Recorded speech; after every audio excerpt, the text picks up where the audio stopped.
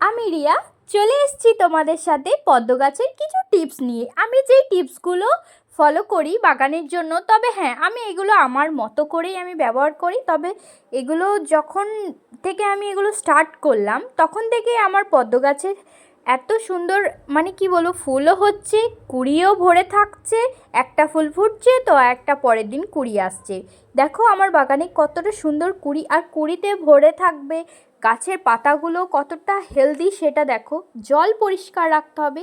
এগুলো আমি কিভাবে করি সেটাই তোমাদের সাথে শেয়ার করছি।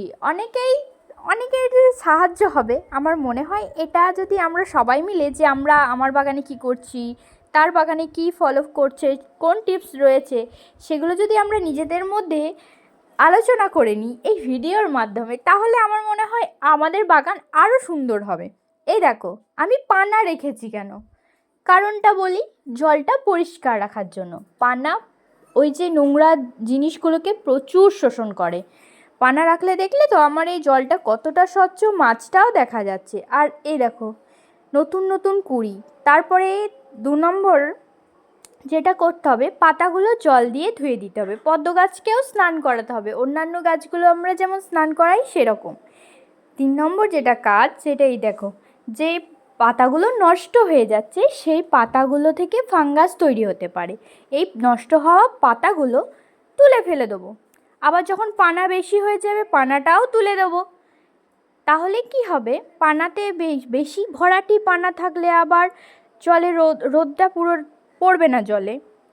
তারপরে আবার কি হবে, গাছে ওই যে মাছগুলো দিয়েছি পদ্ম গাছে, সেগুলোও আবার অক্সিজেন পাবে না সেই রকমভাবে।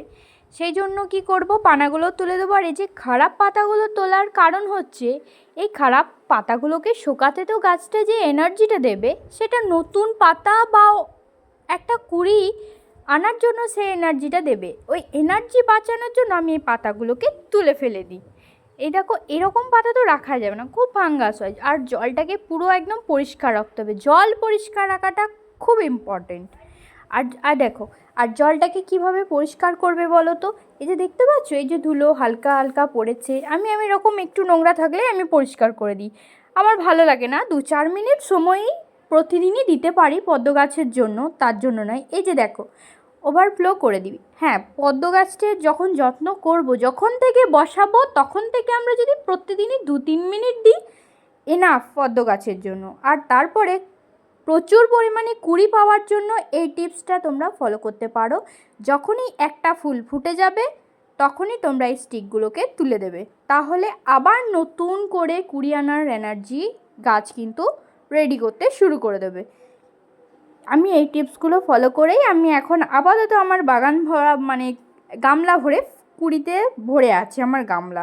ভিডিওটা ভালো লাগে লাইক করে সঙ্গে থেকো। টাটা।